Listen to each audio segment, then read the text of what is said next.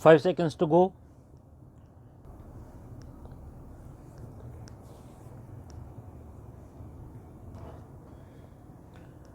Start.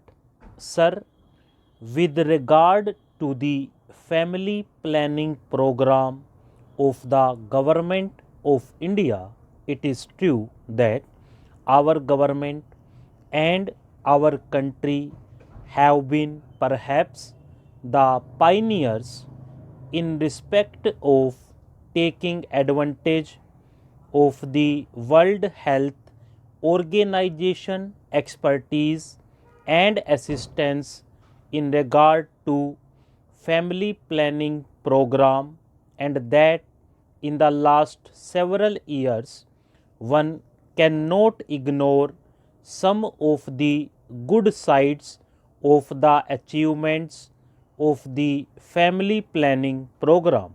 Sir, I would like to invite the attention of the government to two aspects of the matter. One is that after having got this experience of some years, more than a decade or two, can we not have some kind of a sustained uniform policy with regard to the various projects and programs of family planning, particularly with regard to two things. One is the assistance that we would like to rope in of the voluntary agencies, because by its very nature this is not something which the government can do.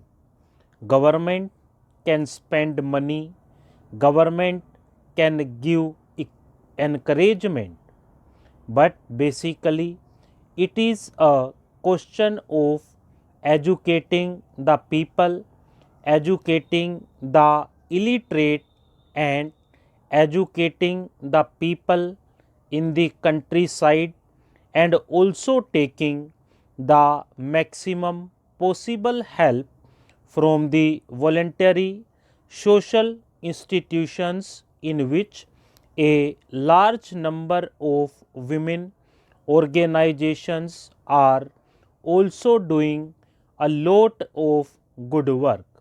In this regard, the complaint I hear is that the policy of the government in regard to incentives offered is not quite free from faults.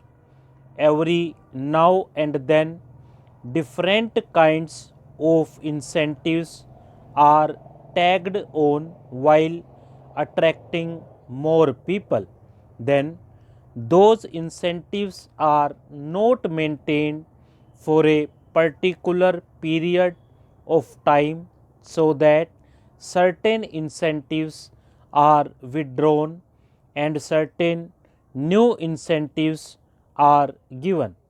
The result is that the interest in the program is for the incentives offered rather than for the ultimate objective of controlled and healthy family planning.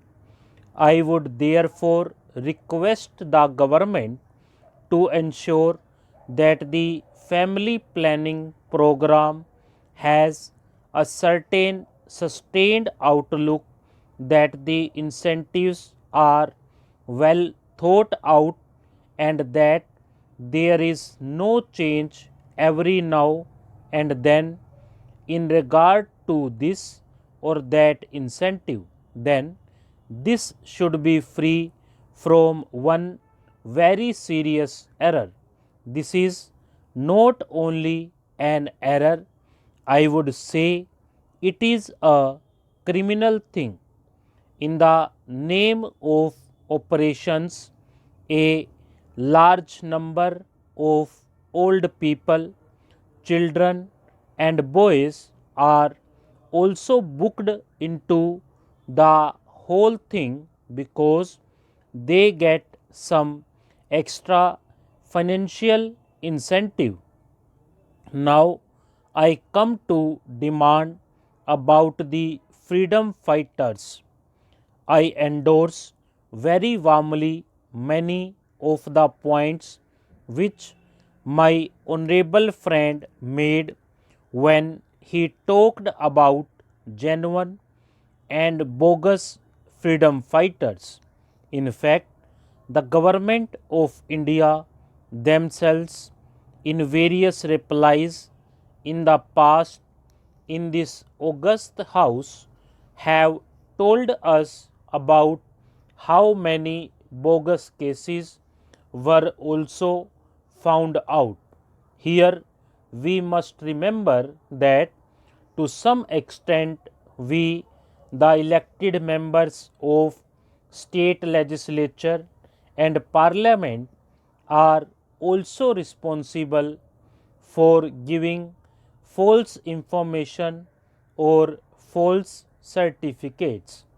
I am not saying that this or that particular person has done it, but when the government say that in the absence of any proper proof, the certificate of a member of parliament or member of legislative assembly should be attached, surely the member of parliament or member of legislative assembly should be 100% sure of his facts, and he just should not do it by way of obliging any person. It is there where the bogus cases come. I am only making an appeal through this speech to members of parliament here that we take extraordinary care so that we do not issue certificates liberally or irresponsibly, because otherwise it becomes more difficult for the government. The second point is that some freedom fighters are not yet included in this scheme.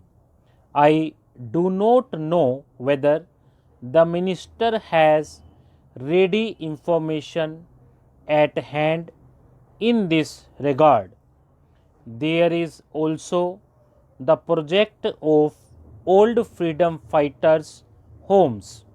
I remember there is one in Delhi, but it is neglected.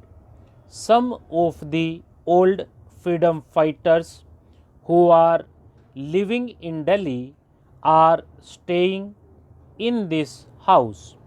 There is no one to look after them.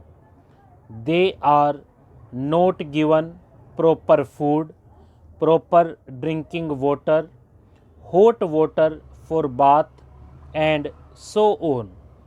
Because they are old and infirm, naturally they need these things all the more.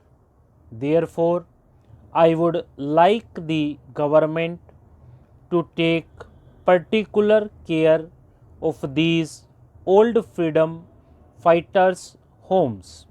Lastly, although I know that the government of India have paid a lot of money to these freedom fighters, I see from letters received by me not only from Gujarat but from other parts of the country as well, that the papers of freedom fighters are not disposed of, although the applications had been properly sent through the state administrations. and more than 2 years have elapsed. Some of them are above 65. If they have to wait for another 1 or 2 years to get their pensions, they may not be available to take it.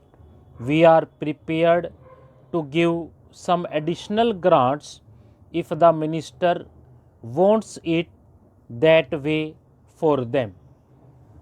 Stop.